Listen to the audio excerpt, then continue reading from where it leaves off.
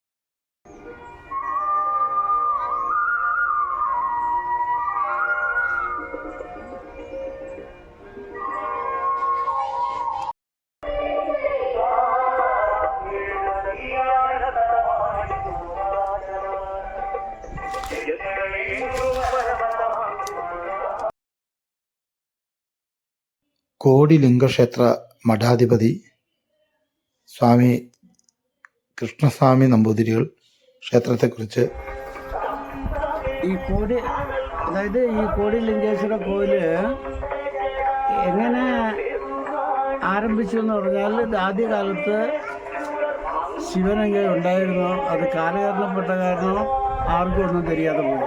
അതാണ് സത്യം. ഇപ്പം ഇവരൊരു 30 വർഷമായിട്ടാണ് ഇപ്പോഴത്തെ ടെസ്സിയുടെ അമ്മ അവർക്ക് സ്വപ്നത്തിൽ കണ്ട് ഈ സ്ഥലം മുഴുവൻ ലിംഗമായിട്ട് വരണം എന്നവർക്ക് സ്വപ്നത്തിൽ കണ്ട കാരണം ഈ സ്ഥലം ഒരു കോടിലിംഗേശ്വര കോവിലായിട്ട് അവർ അംഗീകരിക്കപ്പെട്ടത്. അങ്ങനെ ആരംഭിച്ചത്. ഇത് ആരംഭിച്ചിട്ട് 25 വർഷമേ ആയിട്ടുള്ളൂ എന്നാണ് എൻ്റെ അറിവ്. ഈ വലിയ ശിവലിംഗം ഉണ്ടാക്കിയിട്ട് എത്ര വർഷമായി? അതായത് അന്ന് മുതലേ ഞങ്ങളെപ്പോലുള്ള ഭക്തജനങ്ങൾ ലിംഗപ്രതിഷ്ഠ ചെയ്യുന്നുണ്ട്. ഞങ്ങളെ കാര്യം ഏതോ പ്രാർത്ഥന നിറവേറിയിട്ട് ഉയരത്തിൽ പണിതിരിക്കുന്ന ശിവലിംഗമാണ് നമ്മളിവിടെ കാണുന്നത്. 1500 പേർക്ക് ധ്യാനിക്കാവുന്നൊരു ശിവലിംഗ പ്രതിഷ്ഠയാണിത്. ഇതിനകത്ത് ധ്യാനത്തിലിരിക്കാം. നമുക്ക് ഇവിടെ വന്നു കഴിഞ്ഞാൽ നമ്മളുടെ കൈലാസത്തിൽ പോയൊരു പോസിറ്റീവ് എനർജി നമുക്ക് ഫീൽ ചെയ്യും. അതുപോലെ ഒരു ക്ഷേത്ര പരിസരമാണിത്. ഒരു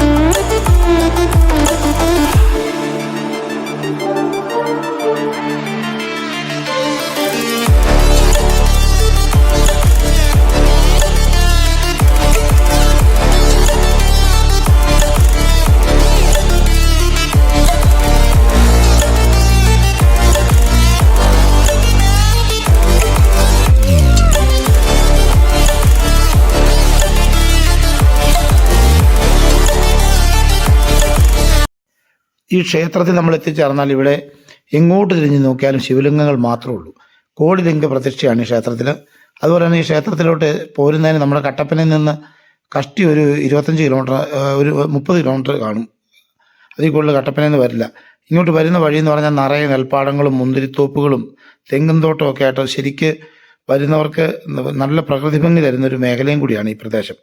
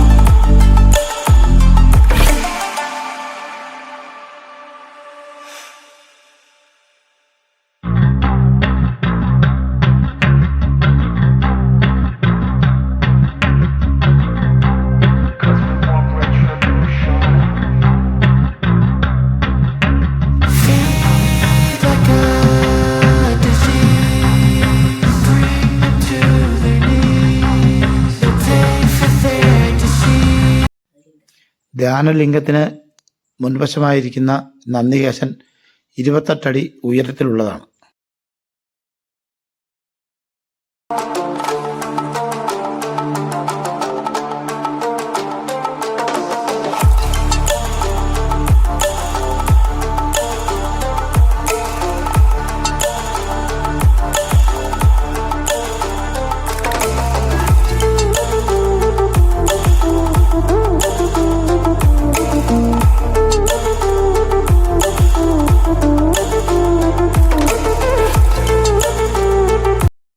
ഈ ക്ഷേത്രത്തിൽ എത്തിച്ചേരുന്നതിന് ബസ് മാർഗമാണ് വരുന്നതെങ്കിൽ കമ്പം ടൗണിൽ വന്നാൽ കമ്പം ടൗണിൽ നിന്നും രാവിലെ 6 മുതൽ വൈകിട്ട് 6 വരെ ഈ ക്ഷേത്ര പരിസരത്തേക്ക് ചുരുളിപ്പെട്ടിക്ക് ബസ്സുണ്ട്. അതേ കയറിയാൽ നമുക്ക് സുഖമായി യാത്ര ചെയ്യാം. അതുപോലെ ഇതിൻ്റെ തൊട്ടടുത്ത് തന്നെയാണ് ചുരുളിപ്പാൾസ്. അത് വൈകിട്ട് 4 വരെ ഓപ്പൺ ആയിരിക്കും.